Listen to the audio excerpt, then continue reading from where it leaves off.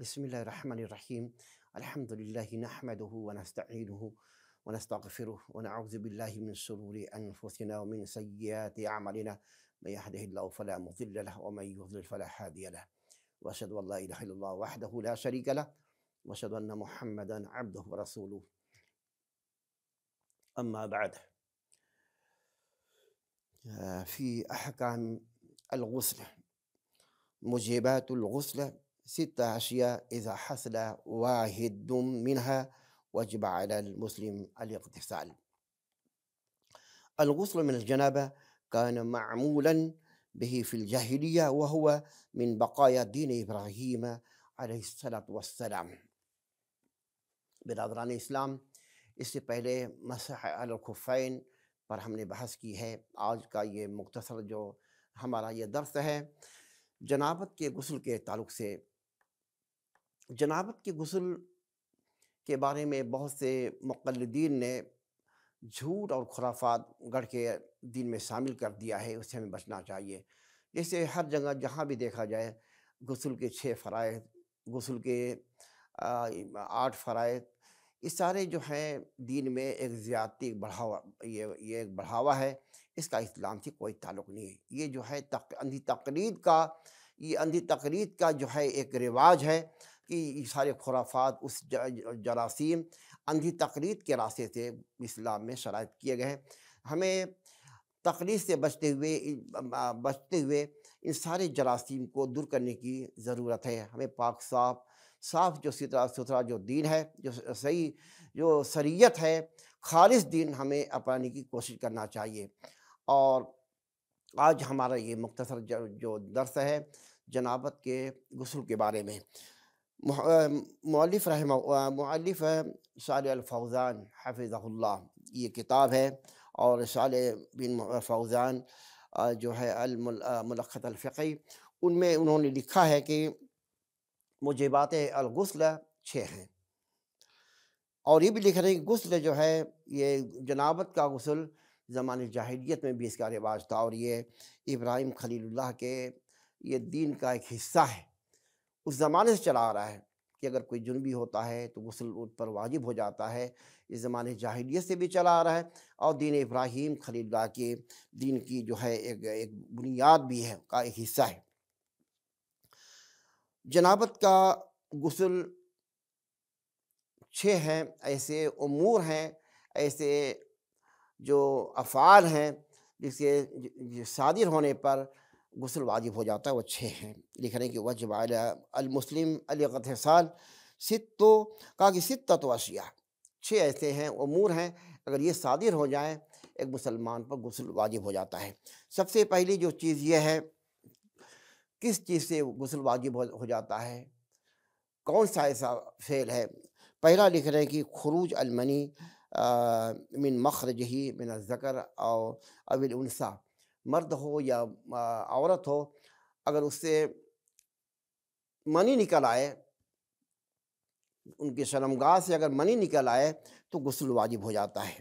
کہا کہ یہ یخرج فی حال الیقظہ، کہ اگر آدمی جاگ رہا ہے، جاگنے کی صورت میں منی نکل آئے، یا سویا ہوا ہو، یا حال النوم، یا سویا ہوا ہو تو منی نکل آئے تو غسل واجب ہو جاتا ہے. اس میں ایک شرط یہ لگا دیا مؤلف حفظہ اللہ نے، صالح الفوزان، کہ منی جو ہے اگر لذت کے بغیر نکلتی ہے تو غسل واجب نہیں ہوتا ہے. کہا کہ اذا خرج بدون لذہ، اگر بدون شہوت کے اگر منی نکل آئے تو ان پر غسل واجب نہیں ہوتا ہے. جیسے منی اگر نکل آئے، ایک آدمی بیمار ہے، بیماری سے اگر منی نکل آئے، کوئی لذت نہیں، کوئی شہوت نہیں، تو ایسے لوگوں پر غسل واجب نہیں ہوتا ہے. لیکن ایسے اگر منی نکل آئے، احتلام ہو گیا، احتلام میں وہی سب باتیں ہوتی ہیں، احتلام ہو گیا، منی نکل آئے، تو احتلام ہونے پر کہا کہ ما یسمى بالاحتلام وجب الغسل مطلقاً، جو ہے احتلام اگر ہو جائے تو غسل واجب ہو جاتا ہے، غسل واجب ہو جاتا ہے. یہ اس میں فرق بتا رہے ہیں. موجبات الغسل، موجبات الغسل یہ تو ہو گیا کہ لذت اگر ہے کہ بغیر اگر منی نکل آئے تو غسل واجب نہیں ہوتا، اگر لذت ہے تو اس پر غسل واجب ہو جاتا ہے۔ دوسرا یہ ہے غسل کس سے واجب ہوتا ہے، کس چیز سے؟ کہا کہ شرمگاہ میں ذکر جو ہے شرمگاہ میں داخل ہو جائے، کہ موجبات الغسل یہ ہے علاج الذکر فی الفرج، کہ شرمگاہ میں اگر ذکر جو ہے داخل ہو جائے تو غسل واجب ہو جاتا ہے، انزال ہو یا نہ ہو۔ کہ انزال ہو یا نہ ہو، داخل ہو گیا، اذا جیسا کہ کما قال النبی صلی اللہ علیہ وسلم اذا جلس بین شعبها اربع ثم مس الختان الختان جو ہے ٹچ ہو جائے اور دخول ہو جائے، لیکن انزال نہ ہوا ہو تو فقط وجب الغسل، جیسا کہ امام مسلم نے اس کو نقل کیا ہے، غسل واجب ہو جاتا ہے۔ ختان سے ٹچ ہو جائے تو غسل واجب ہو جاتا ہے، دونوں پر واجب ہو جاتا ہے الغسل، مرد پر بھی ہوتا ہے، ان پر بھی، عورت پر بھی ہوتا ہے۔ احتلام، یہ انزال ہو یا نہ ہو، کہا کہ انزال لم یحصل انزال لاجماع اہل العلم، یہ اہل علم کا اس پر اجماع ہے کہ ذکر اندر چلا گیا شرمگاہ کے اندر، احتلام ہو، یہ انزال ہو یا نہ ہو، پھر بھی غسل واجب ہو جاتا ہے۔ یہ اجماع ہے علماء سلف کا۔ تیسری چیز یہ ہے موجبات الغسل عند طائفہ من العلماء، علماء کے نزدیک ہے کہ اسلام الکافر، اگر کوئی کافر اسلام قبول کرتا ہے، کہا کہ اذا اسلم الکافر، مسلمان اگر کوئی ہوتا ہے کافر اسلام میں داخل ہوتا ہے، وجب علیہ الغسل، اس پر غسل واجب ہو جاتا ہے۔ یہ تیسرا جو ہے یہ جو پیش کیا ہمارے شیخ صالح الفوزان حفظہ اللہ نے، لأن النبی صلی اللہ علیہ وسلم امر بعض الذی اسلموا ان یغتسلوا، جیسا کہ ترمذی نے اس کو نقل کیا ہے کہ بعض لوگ جو اسلام قبول کیے ہیں تو اللہ کے نبی نے انہیں اسلام قبول کرنے کے بعد نہانے کا حکم دیا ہے۔ اغتسال الکافر اذا اسلم مستحب لیس بواجب، واجب نہیں ہے، بعض علماء نے کہا کہ یہ مستحب ہے۔ لم ينقل عن النبی صلی اللہ علیہ وسلم انه كان یامر به کل من اسلم، ایسے اللہ کے نبی نے حکم نہیں دیا کہ ہر جو کوئی اسلام میں داخل ہو نہائے، یہ واجب نہیں ہے، بلکہ لکھا کہ مستحب ہے، جیسا کہ ہمارے شیخ صالح فوزان نے لکھا ہے کہ مستحب ہے، اور یہ ہے اس پر بھی دلیل ہے، وجوب کی کوئی دلیل نہیں ہے۔ چوتھا جو ہے اس پر، جس کے کرنے پر غسل واجب ہو جاتا ہے، موجبات الغسل ہے، اور یہ غسل واجب کون سا ایسا فعل ہے؟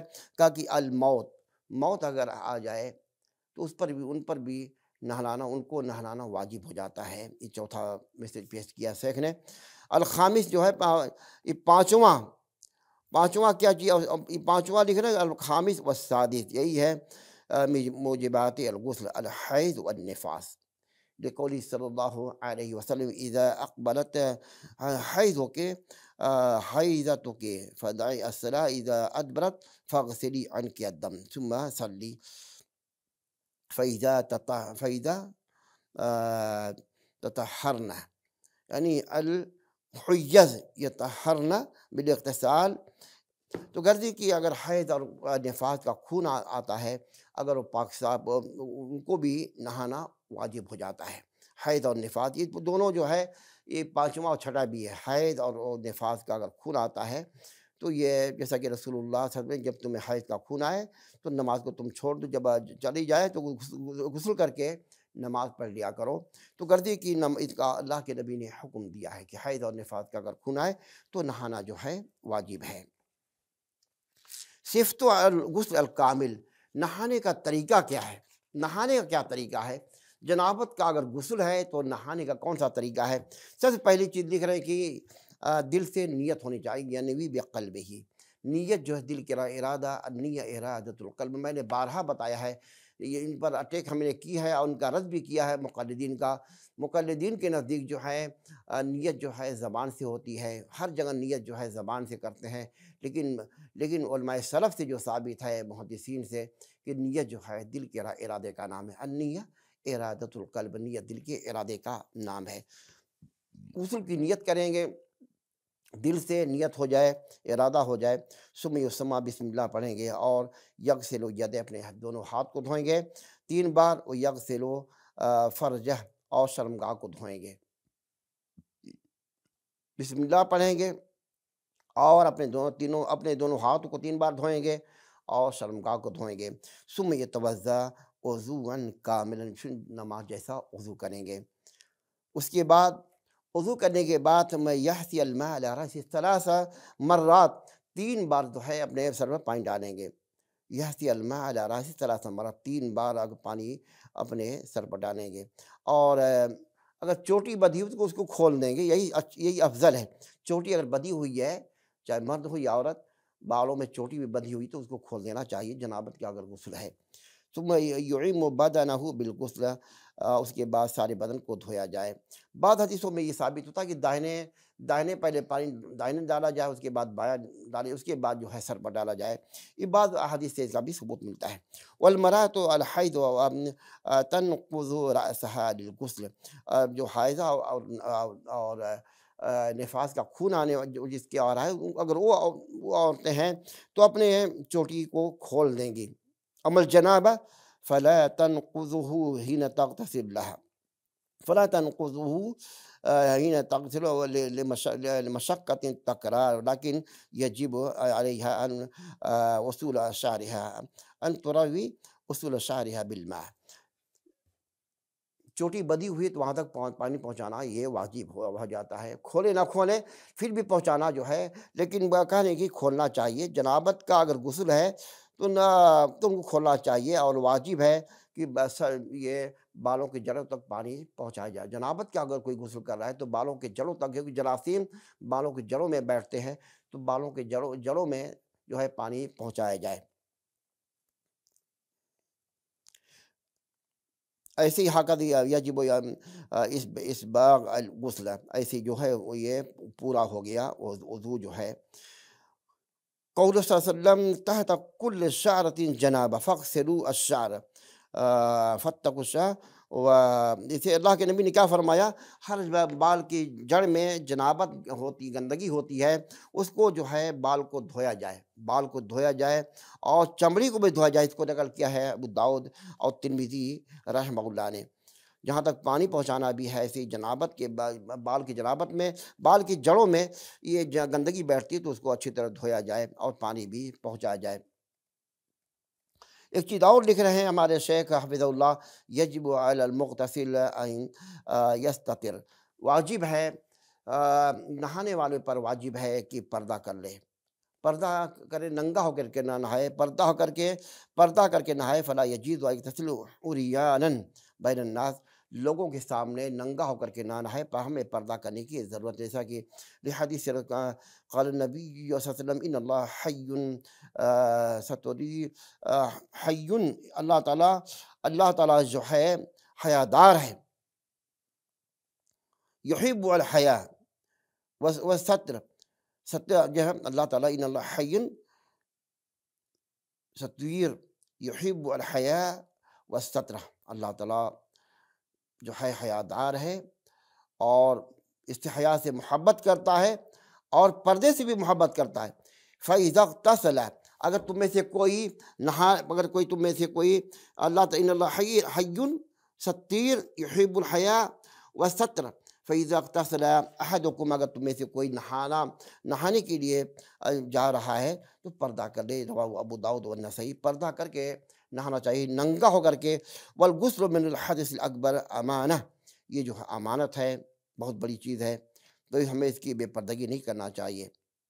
ان اللہ لا یستحی من الحق، اللہ تعالیٰ حق بات سے نہیں شرماتا ہے، تو غرضے کہ حق بات سے شرمانا بھی نہیں چاہیے، سوال بھی کرنے میں کوئی اس میں حیا نہیں کرنا چاہیے، اور نہانے کے وقت جو ہے یہ پردہ کرنا چاہیے، یہی جو ہے یہی افضل ہے، پردہ کر کے ایسے ننگے ہو کر کے نہانا۔ اللہ تعالیٰ سے اگر کوئی نہیں ہے تو اللہ کا حق ہوتا ہے کہ اللہ سے ہم پردہ کریں۔